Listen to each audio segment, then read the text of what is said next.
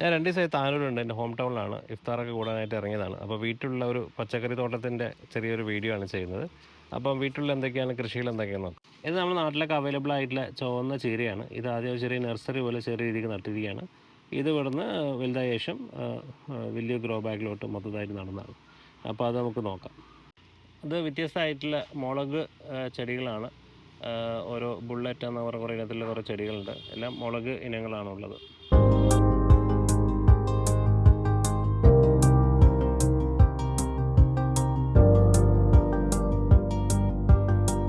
അതാണ് വേറെ അതർ കാന്താരി ഇനങ്ങൾ. വെള്ളക്കാന്താരി എന്ന് പറഞ്ഞ സാധനം അത്രേ. ഇത് മാത്തക്കാളി എന്ന് പറഞ്ഞ സാധനമാണ്. ഞാൻ ആദ്യമായിട്ടാണ് കാണുന്നത്. അത് കുറേ കായ്ച്ചിട്ടുണ്ട്. വയറിനൊക്കെ നല്ല ഒരു ഐറ്റമാണെന്ന് പറയുന്നത്. ഇതിനെക്കുറിച്ച് കൂടുതൽ അറിയുന്നവർക്ക് ഇതിനെക്കുറിച്ച് കമൻറ്റ് ചെയ്യാവുന്നതാണ്. ഇതൊക്കെ കുറ്റിയാമര ആണ്. ഇത് പയറാണ്.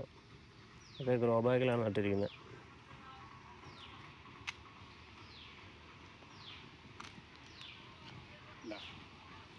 ഇതോ ഇത് വഴുതനയാണുള്ളത്. ഒന്നും ആയില്ല, ഒന്ന് പാകമായി വരുന്നേ ഉള്ളൂ. ഇത് നമ്മൾ ലെറ്റ്യൂസ് പോലെ ഇരിക്കുന്നു. മുള്ളങ്കി. ആ, അത് കായ്ച്ചു വന്നിക്കല്ലോ. കാബേജ്, മത്തന, കുമ്പളോ.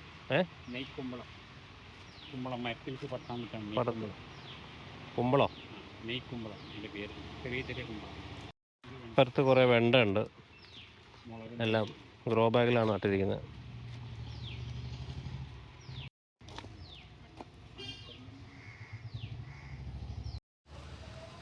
ഇതാ ഇതൊക്കെ അത് എത്ര നട്ടിട്ടിപ്പോൾ എത്രയായി? 1 മാസമായിട്ടുള്ളൂ.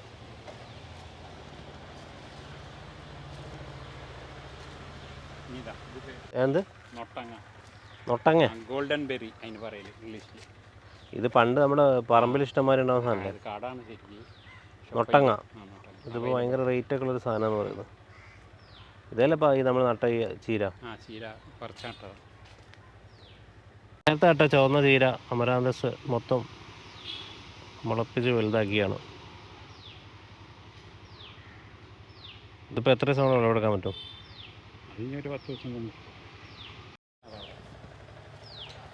ഇത് കൂടാണ്ട് മത്തനും കൂടിയുണ്ട്. മത്തൻ നോക്കാം. മത്തൻ എനിക്ക് 2-3 കായ്ച്ചിട്ടുണ്ട്.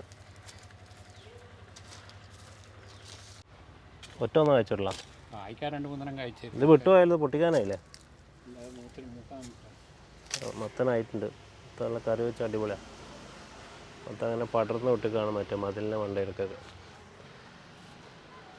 ഇത് ഓർക്കാപ്പുളിയാണ്. ഓർക്കാപ്പുളി പണ്ടൊക്കെ നല്ല ഉപ്പിലിട്ട് ചോറിൽ കൂട്ടി കഴിക്കായിരുന്നു.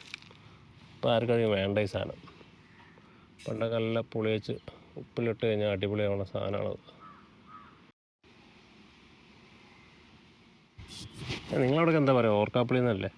നമ്മളതിന് ഓർക്കാപ്പുളി എന്ന് പറയും.